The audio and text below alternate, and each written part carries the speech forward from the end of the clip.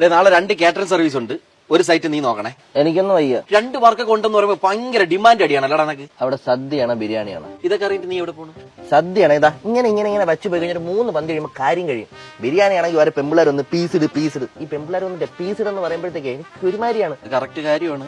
ഇവർക്കൊക്കെ ചിക്കൻ എന്ന് പറയുമ്പോൾ അതിൽ കുരുവാണ്. അത് കറക്റ്റ് കാര്യമാണ്. അതും കാണാൻ നല്ല സുന്ദരിയായ പിള്ളേർ പീസിട്. പീസിന്റെ കാര്യം പറയുമ്പോഴാണ് കഴിഞ്ഞ വർക്കിന് ഒരു മാവ് വന്ന് പീസ് ഇടാൻ പറയപ്പോ നീ അങ്ങേരെ ബ്ലൂടൂത്ത് ഓണാക്കാൻ പറഞ്ഞല്ലടാ. പിന്നെ വെജിറ്റേറിയൻ സദ്യക്ക് വന്നിരുന്ന പീസ് ഇടാൻ പറഞ്ഞ എന്റെ ഇതേ ഉള്ളായിരുന്നു. 3 പീസും സെൻഡ് ചെയ്ത് വാങ്ങിച്ചിട്ട് അയാൾ നിങ്ങളുടെ അടുത്തൊന്ന് പരാതിയും പറഞ്ഞ.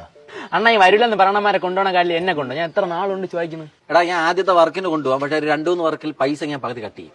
പൈസ ഒന്നും കിട്ടിയില്ലെങ്കിലും കുഴപ്പമില്ല, തിന്നാൻ കിട്ടും. തിന്നാൻ കിട്ടും. എനിക്കൊരു കാര്യം പറയാനുണ്ട്. നമ്മളെ കാറ്ററിംഗ് സർവീസിൽ എല്ലാരും ഗ്ലൗവും ക്യാപ്പും വെക്കണം. അതാണ്ട് ഈ ചെറുക്കൻ വയ്ക്കൂല. എന്റെ മുടി ചപ്പിപ്പോകും. ഞാൻ വെക്കണതാടേ. എല്ലാരും എന്നെ റോൾ മോഡലാക്ക്. നീ എന്തെടുപ്പം വെക്കണ? നീ ഒരു കാര്യം ചെയ്യും. ഒരു 50 ദിവസത്തെ കവർ വെച്ച് ചെവിയിൽ തൂക്കിയിടിങ്ങനെ.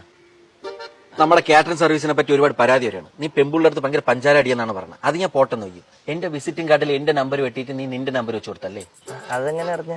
2 വർക്ക് എടുത്തോളൂ. യവമാരെയൊക്കെ നിങ്ങളല്ല വേറെ ആരെങ്കിലും വർക്കിന് കൊണ്ടുപോകും. നീ എന്തിനാണ് ഈ കോട്ടിന്റെ പോക്കറ്റിൽ ചിക്കൻ പീസും ചിപ്സ് ഒക്കെ വാരി ഇടണം? ഒന്നി എടുത്താ അത് തിന്നണം. ഞാനല്ല. നീ അല്ലേ 44 സൈസുള്ള കോട്ട് നിനക്ക് മാത്രമേ ഉള്ളൂ, നിന്റെ തന്നെ. അണ്ണാ നാളത്തെ കല്യാണത്തിന് മുങ്ങിക്കഴിഞ്ഞാൽ ആ പെണ്ണെ നീ കെട്ടാൻ പറ്റുമോ? ഈ കൊച്ചു തരിപ്പിന് ചെറിയ കഴപ്പൊന്നും അല്ല. പണ്ട് ഈ പ്രതീക്ഷയിലാണ് ഞാനും കാറ്ററിംഗ് സർവീസിന് ഇറങ്ങിയത്. ഇപ്പൊ ഒരു ഇവന്റ് മാനേജ്മെന്റ് സ്വന്തമായിട്ടുണ്ട്.